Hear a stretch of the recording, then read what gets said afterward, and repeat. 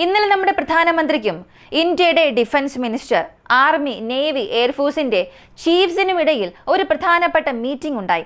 ഈ മീറ്റിംഗിൽ പല കാര്യങ്ങൾ ഡിസ്കസ് ചെയ്തു. അതിൽ ഒരേയൊരു കാര്യം മാത്രം Indian government press and media ഔട്ട്ലെറ്റ്സിനെ അറിയിച്ചിട്ടുണ്ട്. പാകിസ്ഥാൻ നടത്തിയ ഈ ഒരു ആക്രമണത്തിന് എതിരെ ഇന്ത്യൻ സൈന്യത്തിന് എങ്ങനെ വേണമെങ്കിലും പ്രതികരിക്കാം, ഏത് സമയത്ത് വേണമെങ്കിലും പ്രതികരിക്കാം, ഏത് രീതിയിൽ വേണമെങ്കിലും പ്രതികരിക്കാം എന്ന്. ഇന്നത്തെ വീഡിയോയിലൂടെ നമ്മൾ അറിയാൻ പോകുന്നതും ഇന്ത്യൻ സൈന്യം ഏത് തരത്തിലുള്ള പ്ലാനിംഗ് ആൻഡ് എക്സിക്യൂഷൻ ആണ് ചെയ്യാൻ പോകുന്നത്, പാകിസ്ഥാന് എതിരെ ഒരു പൂർണ്ണ യുദ്ധമായി ഇത് മാറുമോ, ഈ വീഡിയോയിലൂടെ വിശദമായി അറിയാം.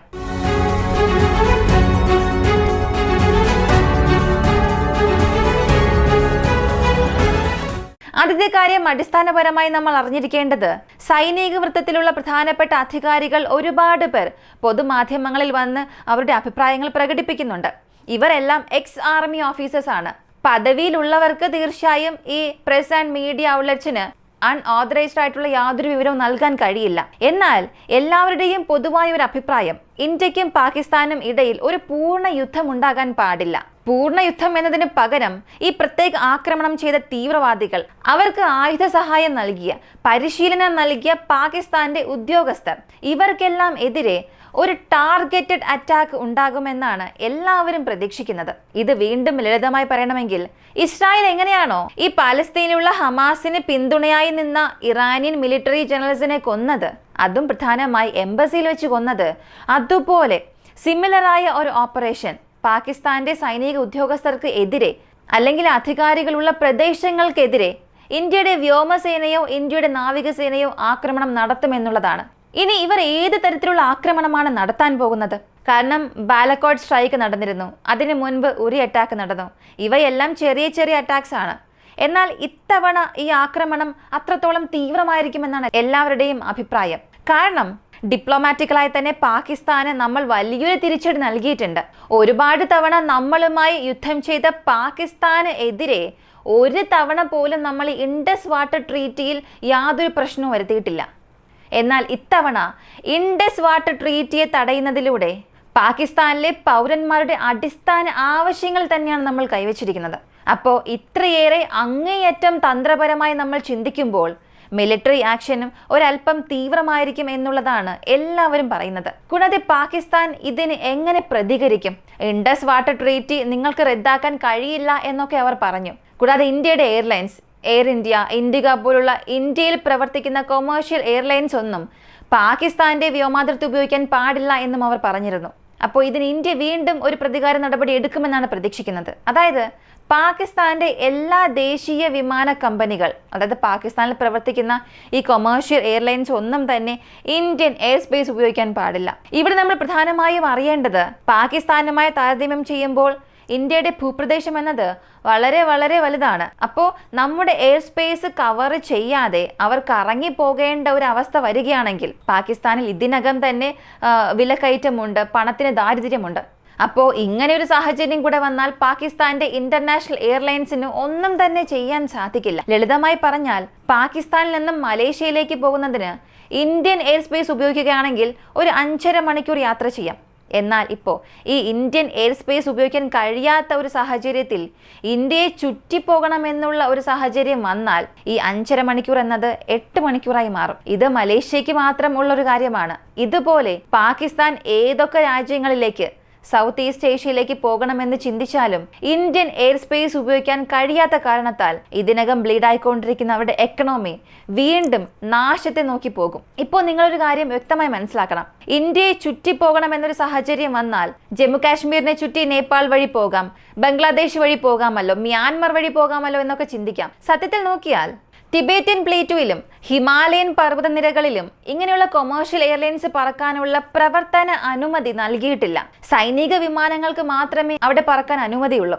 എന്തുകൊണ്ടാണെന്ന് ചോദിച്ചാൽ, ഒരു കൊമേഴ്ഷ്യൽ എയർലൈൻസ് 30,000-40,000 അടി ഉയരത്തിൽ പറക്കുമ്പോൾ അകത്ത് ഓക്സിജൻ ഉണ്ടാവുകയില്ല. കൃത്രിമമായി മാത്രമേ ക്യാബിനിൽ ഓക്സിജൻ പ്രഷർ നൽകിയിട്ടുണ്ടാവുകയുള്ളൂ. പെട്ടെന്ന് ഏതെങ്കിലും ഒരു പ്രഷർ ലീക്കായാൽ യാത്രക്കാർക്ക് ഓക്സിജൻ ടെമ്പററിയായി നൽകണം. ചില മിനിറ്റുകൾക്കുള്ളിൽ ആ വിമാനം അതിൻ്റെ ലോ ആൾട്ടിറ്റ്യൂഡിലേക്ക് വന്നേ മതിയാവുകയുള്ളൂ. എങ്കിൽ മാത്രമേ യാത്രക്കാർക്ക് ബ്രീത്ത് ചെയ്യേണ്ട ഓക്സിജൻ ലഭിക്കുകയുള്ളൂ. അപ്പോൾ പൈലറ്റിന് ഒരു എമർജൻസിയാണ്, ഓക്സിജൻ ലീക്ക് ഉണ്ട് എന്ന് മനസ്സിലായാൽ 30,000 അടി ഉയരത്തിൽ പറന്നുകൊണ്ടിരിക്കുന്ന ആ വിമാനം പെട്ടെന്ന് 10,000 അടി താഴേക്ക് വരണം. അങ്ങനെ 10,000 അടി താഴേക്ക് വന്ന് പറന്നാൽ മാത്രമേ അകത്തുള്ള ആ ഒരു യാത്രക്കാർക്ക് ജീവനോടിരിക്കാൻ സാധിക്കുകയുള്ളൂ. ഈ ഒരു സിനാരിയോ ടിബറ്റൻ പ്ലേറ്റോ അല്ലെങ്കിൽ ഹിമാലയൻ മലനിരകൾക്ക് മുകളിൽ നടക്കില്ല. കാരണം അവിടെയുള്ള മലനിരകളെല്ലാം 10,000 അടിയിലും കൂടുതലാണ്. അപ്പോൾ ടെക്നിക്കലായി കൊമേഴ്ഷ്യൽ എയർലൈൻസിനൊക്കെ ഈ 10,000 അടി ഉയരത്തിന് മുകളിൽ പറന്ന് പാസഞ്ചേഴ്സിന് ആവശ്യമായ ഓക്സിജൻ നൽകാൻ കഴിയില്ല. അതുകൊണ്ടാണ് ഹിമാലയൻ പർവ്വതനിരകൾക്ക് മുകളിലും ഈ ടിബറ്റൻ പ്ലേറ്റുവിലും ഓപ്പറേഷണൽ ക്ലിയറൻസ് നൽകിയിട്ടില്ല. കൊമേഴ്ഷ്യൽ എയർലൈൻസിന് പറക്കാനുള്ള ഒരു നിരോധനം ഏർപ്പെടുത്തിയിട്ടുണ്ട്. അപ്പോൾ പാകിസ്ഥാൻ ഇവിടെ ഇന്ത്യയെ മാത്രം അവോയ്ഡ് ചെയ്യുന്നതുപോലെ ആകില്ല. മുഴുവനായും ഈ ഹിമാലയം, ടിബറ്റൻ റീജിയൻ, ഇങ്ങനെ ഇവയെല്ലാം കടന്ന് ചൈനയ്ക്കുള്ളിൽ പോയി മലേഷ്യയിലേക്ക് പോകണം. ഇതൊക്കെ കൊണ്ട് അവരുടെ ആ എയർ ടൈം എന്നത് ഡബിളായി മാറും. ഇതേ കാര്യം നമ്മുടെ Indian airlines, IndiGo, air India പോലുള്ള കമ്പനികളിലേക്ക് വരികയാണെങ്കിൽ ഡൽഹിയിൽ നിന്നും പോകുന്ന വിമാനം ചെറുതായി ഒന്ന് തിരിഞ്ഞ് റൺ ഓഫ് ടച്ച് വഴി അറേബ്യൻ സീയിലൂടെ മിഡിൽ ഈസ്റ്റ് കൺട്രീസിലേക്കോ അല്ലെങ്കിൽ മിഡിൽ ഈസ്റ്റിലേക്ക് പോയതിനു ശേഷം അവിടെ നിന്ന് നമുക്ക് മറ്റേത് ഡെസ്റ്റിനേഷനിൽ വേണമെങ്കിലും പോകാം. ഏകദേശം 20-25% വരെ മാത്രമേ ഫ്യൂവൽ കോസ്റ്റ് വർദ്ധിക്കുകയുള്ളൂ.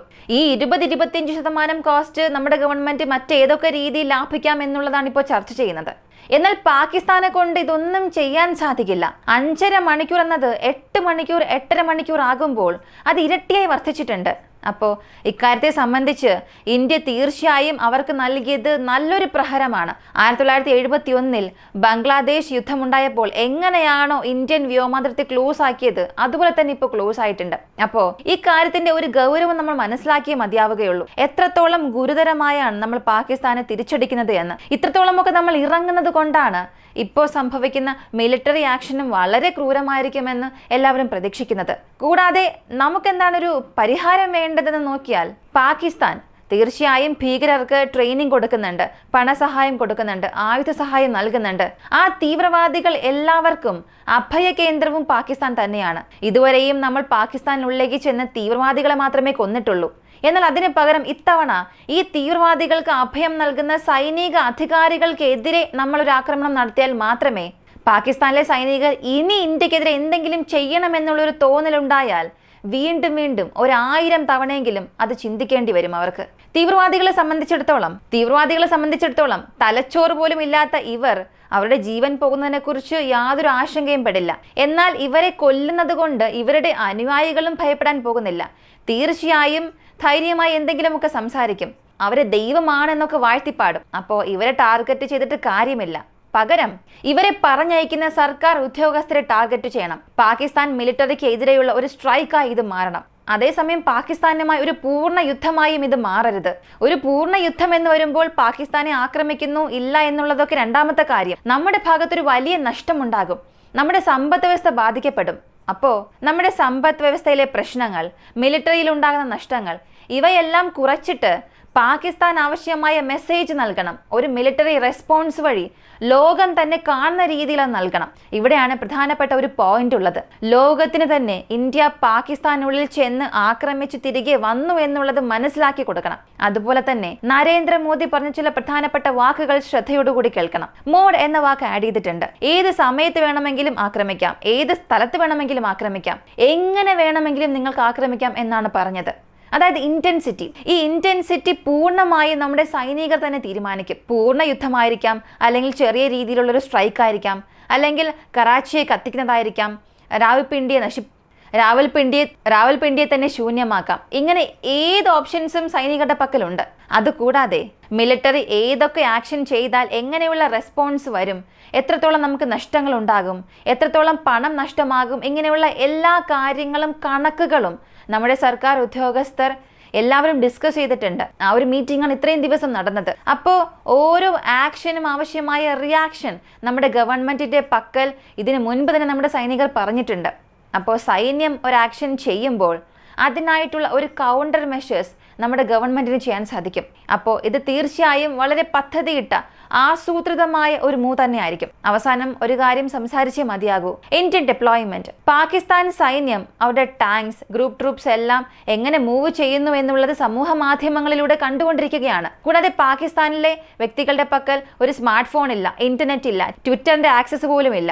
അങ്ങനെ ഉണ്ടായിരുന്നിട്ടും ഇത്രയേറെ മീഡിയ ഔട്ട്ലെറ്റ്സിൽ ഇൻഡിവിജ്വലായി തന്നെ ഫോട്ടോസ് വീഡിയോസ് എല്ലാം പുറത്തേക്ക് വരുമ്പോൾ ഇന്ത്യയുടെ ട്രൂപ്പ് മൂവ്മെന്റ്സിനെ കുറിച്ചുള്ള യാതൊരു കവറേജും നമുക്ക് യൂട്യൂബിലോ ട്വിറ്ററിലോ കാണാൻ കഴിയില്ല. എന്നാൽ ഇന്ത്യയുടെ ജനസംഖ്യ വളരെ അധികമാണ്. ഇന്ത്യയിലെ ഒരുപാട് പേരുടെ പക്കൽ സ്മാർട്ട് ഫോൺ ഉണ്ട്, ഇന്റർനെറ്റ് ഉണ്ട്. എന്തിന്? ലോകത്തിലെ one of the cheapest internet provider ഇന്ത്യയാണ്.